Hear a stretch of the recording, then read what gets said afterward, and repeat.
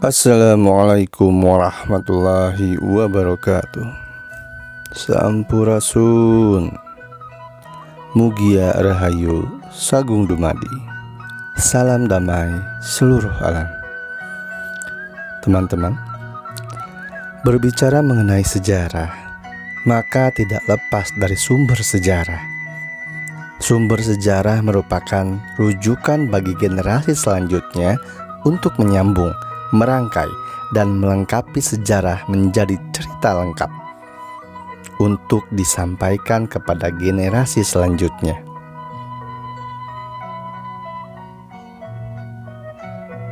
Apa sumber sejarah yang saat ini dianggap valid sebagai rujukan untuk mengenal kehidupan leluhur bangsa di masa lalu? Prasasti, artefak, tulisan di daun lontar, buku, dan cerita-cerita dari mulut ke mulut. Di antara sumber sejarah yang saya sebutkan tadi, hanya prasasti dan artefak serta tulisan-tulisan kuno baik di daun lontar dan kulit harimau yang bisa disepakati paling benar mendekati sejarah asli. Tapi kemampuan manusia untuk membaca dan memahami isi prasasti, artefak, dan juga tulisan kuno sangat terbatas, sehingga bukan tidak mungkin mengalami pergeseran makna juga cerita. Apalagi jika yang mampu membaca adalah manusia-manusia yang tidak amanah, manusia yang memiliki kepentingan untuk berkuasa, merajai dunia, memperbudak manusia. Adapun manusia yang tidak memiliki kepentingan pribadi yang mampu membaca, tapi hanya mampu membaca tanpa mampu memahami makna yang terkandung di dalam sumber sejarah tersebut. Mengingat bahasa dan cara bertutur leluhur kita zaman dahulu penuh kiasan dan juga bermakna filosofi yang mendalam. Sehingga jika manusia yang membaca sumber sejarah itu tidak selaras dan mampu mengolah pikir serta mengolah rasanya dengan baik dan benar, maka sejarah yang dipahami pun berbeda.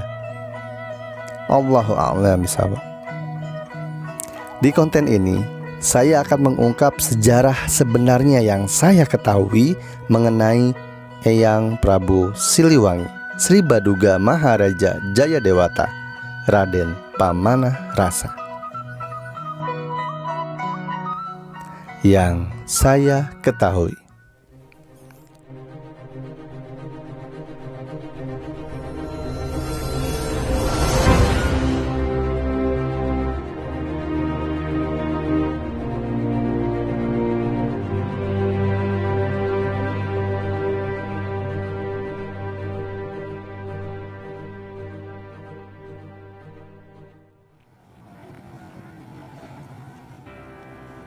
Teman-teman, apapun yang saya sampaikan ini jangan ditelan mentah-mentah.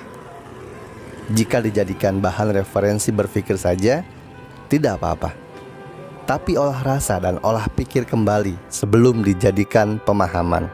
Disaring, diambil bagusnya, dibuang jeleknya, dipilah dan dipilih.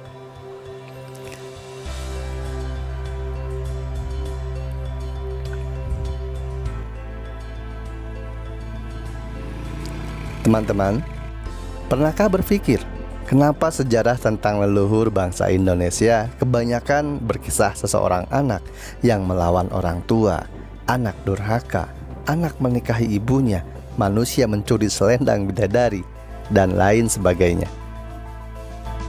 Kenapa sangat jarang cerita legenda bangsa Indonesia yang seperti legenda atau cerita barat yang diakhiri cerita happy ending, lalu mereka hidup bahagia selamanya? Kenapa tidak begitu? Sejak kecil, saya selalu memikirkan hal ini. Memang dalam setiap cerita legenda yang ada, selalu ada hikmah yang selalu bisa diambil. Hikmah akan selalu ada bagi siapa yang mencari hikmah. Karena barang siapa manusia yang benar-benar mencari kebenaran, maka dia akan bertemu dan menemukan kebenaran. Tapi intinya selalu ceritanya soal anak yang melawan orang tua. Bahkan dalam cerita Eyang Prabu Brawijaya dan Eyang Prabu Siliwangi, dalam cerita mereka sama-sama memiliki kesamaan, yaitu dikejar-kejar oleh anak cucunya, dipaksa masuk Islam. Benarkah itu? Kenapa ceritanya sama? Padahal keduanya dari kerajaan yang berbeda. Dan keduanya sama-sama berakhir dengan moksa. Benarkah? Cerita yang sama hanya diganti tempat, nama, dan kejadiannya. Ada yang tidak benar dalam sejarah atau cerita legenda yang diceritakan turun-temurun kepada kita. Ini menurut saya. Teman-teman, Eyang Prabu Siliwangi Sri Baduga Maharaja Jayadewata, Pangeran Pamanah Rasa, beliau tidak moksa. Beliau masih hidup dan menyaksikan pernikahan cucunya, Syekh Syarif Hidayatullah alias Sunan Gunung Jati. Beliau meninggal secara baik dan secara Islam. Makamnya pun ada. Saya tahu. Insya Allah. Tapi tidak akan saya sampaikan di sini. Karena itu pesan leluhur kepada saya.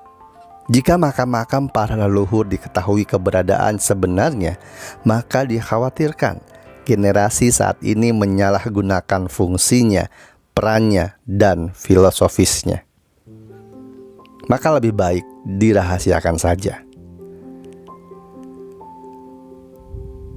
Sedari kecil, Eyang Prabu Siliwangi Sri Baduga Maharaja Jayadewata sudah gemar membantu langsung turun tangan kepada rakyat-rakyat kerajaan Ayahanda Prabu Anggalarang atau Prabu Dewata Niskala.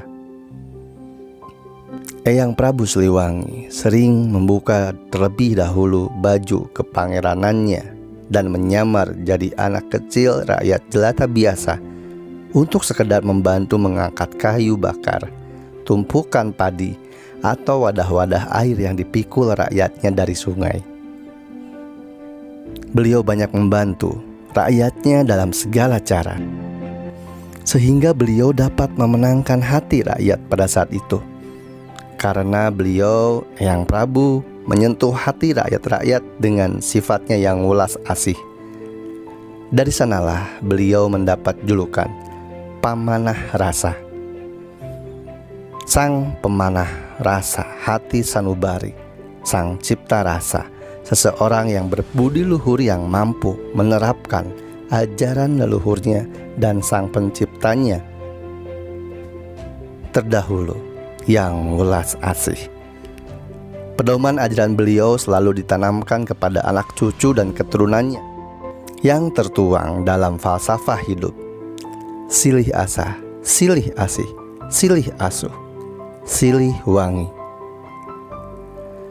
Silih asah adalah ajaran leluhur untuk selalu saling mengingatkan, menasehati, melatih, mendidik, dan membimbing sesama makhluk dalam kebenaran dan kesabaran. Silih asih adalah ajaran untuk saling menyayangi, mengasihi, dan memberi apa yang kita mampu beri sesuai apa yang kita miliki dan apa yang menjadi kebutuhan makhluk lain. Jangankan pada sesama manusia, kepada hewan, tumbuhan, dan makhluk lain pun harus saling menyayangi. Silih asuh adalah ajaran saling mengarahkan kepada jalan kebenaran dan kesabaran. Didikan untuk memomong, membina, mengasuh.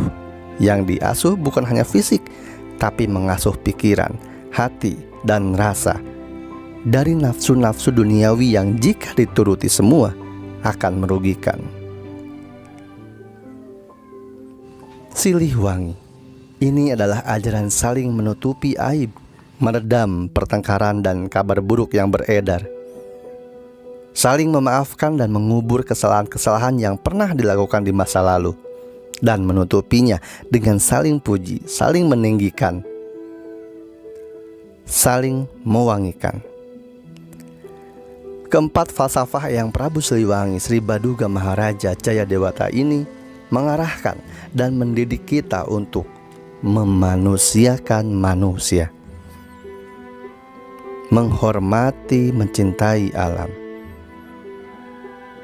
menghargai, menjaga keseimbangan alam, manusia, alam, makhluk halus, dan alam Sang Hyang. Menolong yang butuh pertolongan, meninggikan yang terjatuh, menguatkan yang lemah, memberikan pencerahan kepada yang dalam kegelapan berpikir dan merasa, yang tergelapkan tipuan dunia dan hawa nafsu angkara, dan bersama menjadi lebih baik sebagai hamba untuk Sang Pencipta.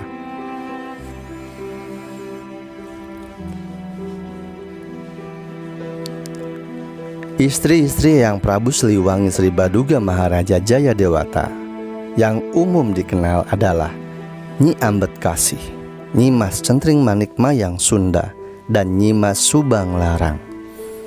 Yang ketiganya memiliki sebutan dan gelar masing-masing yang berbeda di setiap tempat dan juga masa pemerintahan. Dari ketiga istri ini, yang meneruskan tahta kerajaan Pajajaran adalah Prabu Surawisesa dari pernikahan dengan Nyi Mas Centring Manik Mayang Sunda. Dari Nyi Ambedkasi meneruskan tahta kerajaan menjadi Sumedang Larang. Sementara dari Nyi Mas Subang Larang, anak-anaknya menjadi wali, dai, penyebar agama Islam.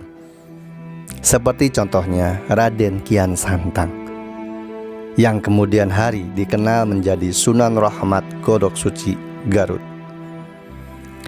Eyang Prabu Siliwangi menjadi harimau atau maung, artinya yang sebenarnya adalah menjadi manusia adiluhung.